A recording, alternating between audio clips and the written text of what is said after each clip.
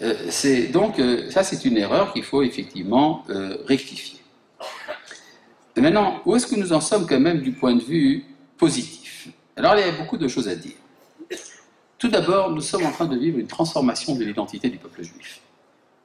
Cette transformation de l'identité est très profonde. Nous sommes effectivement dans ce passage d'une définition, entre une définition religieuse de l'être juif et une définition d'ordre national.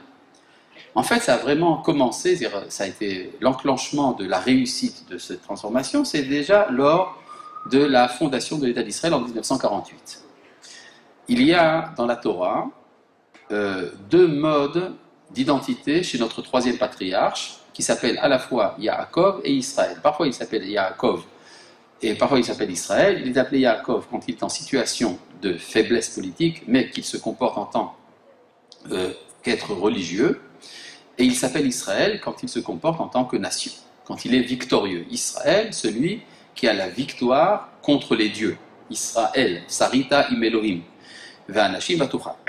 Et donc, il y a cette rivalité, on peut dire, cette friction entre deux manières d'être Israël, s'exprime donc dans la Torah par les deux noms, Yaakov et Israël, et s'exprime également dans l'ancienne formule de la Teudat Zehut, c'est-à-dire de la carte d'identité israélienne.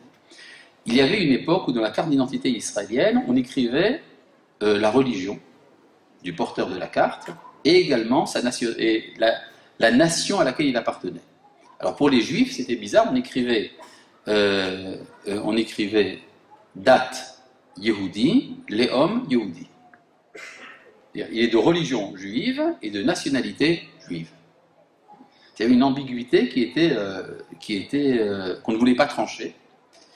Et comme si ça pouvait en fait se concilier l'un avec l'autre. Or, ce qu'on ne se rendait pas compte, c'est qu'en vérité, Yehudi, Megaresh Yehudi, c'est-à-dire qu'une définition de juif en chasse une autre. Ce qui n'a pas été compris lors de l'histoire de l'exil du Gush Katif, quand on a pensé que Yehudi, l'homme Megaresh Yehudi. En vérité, il y a une définition nationale qui prend la place de la définition religieuse. On peut dire, en termes bibliques, c'est Israël qui a remplacé Yaakov. Mais il y a eu un moment de l'histoire d'Israël où la synthèse entre Yaakov et Israël, on peut dire la réconciliation entre Yaakov et Israël a commencé. C'est la guerre des 6 jours. Il y a un écrivain israélien du nom de Amos Oz, vous avez peut-être entendu parler de lui. En tout cas, lui, il a certainement entendu parler de lui. Et il explique dans un de ses textes bien connus que lorsqu'il était jeune, lui et ses amis avaient fait l'armée en Israël. Ils étaient de fiers kibbutznikim. Et puis, ils savaient que... Et puis, il y avait une sorte de fierté de ceux qui avaient fait l'armée. Et ça s'exprimait par le port d'un vêtement extrêmement inconfortable qu'on appelle le doubon. Le doubon, c'est quelque chose ça vient du mot ours, dove. Le doubon israélien est quelque chose de vraiment très peu esthétique, mais qui est d'origine militaire et qui faisait la gloire donc des sortants, des vétérans de l'armée, ceux qui avaient fait les premières guerres d'Israël. Et puis, nous, les porteurs de doubon, dit Amos Oz, nous savions qu'il y avait dans certains quartiers de Jérusalem des hommes qui ne portaient pas le doubon, mais qui étaient habillés de noir, et qui demandaient qu'on les laisse en paix, qu'on ne les prenne pas à l'armée, et qu'on ne voyage pas le Shabbat dans leur quartier. Et donc, le monde était bien divisé, il était bien clair. Il ne sait pas que quand il dit ça, il parle de division entre Yaakov et Israël. Et puis un jour, il y a eu la guerre des 6 jours. Alors, je tiens à préciser, c'est quoi la guerre des 6 jours ?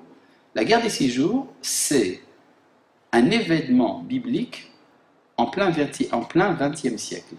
En pleine modernité, il y a une irruption brusque et inattendue d'un événement biblique, la libération de Jérusalem par une armée juive chilonite, c'est-à-dire laïque. Et tout le monde est très surpris de ça. C'est-à-dire Yaakov est surpris de ce que c'est Israël qui amène la Géoula, et puis Israël qui ne veut pas entendre parler de Yaakov est surpris de savoir qu'il se retrouve avec le Beth Amikdash sur les bras. Et ça a créé une sorte de synthèse, la réussite du mouvement Gouché-Mounim avec les élèves du Rav Tzvi Yehuda Kook qui étaient conscients de l'unité profonde entre Yaakov et Israël.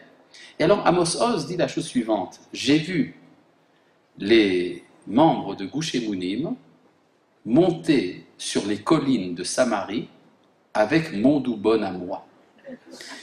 Et j'ai senti qu'on m'avait volé l'État.